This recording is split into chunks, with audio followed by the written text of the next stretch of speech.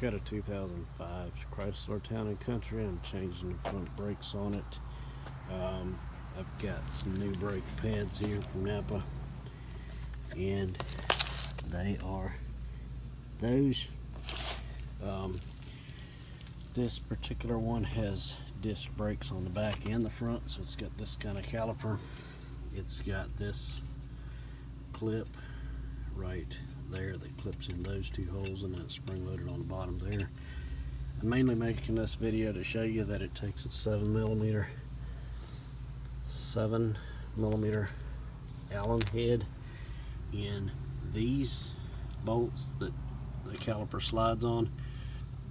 This bolt, to get the caliper mount on, takes the 21 millimeter on large breaker bar to get that loose. And the brake pads, there's a right and a left to these. There's a little squealers there. They go down, so whichever one matches up to this side, with the clip down. There's clips on these. That's the inside pad, and they include new spring clips that go on the outside.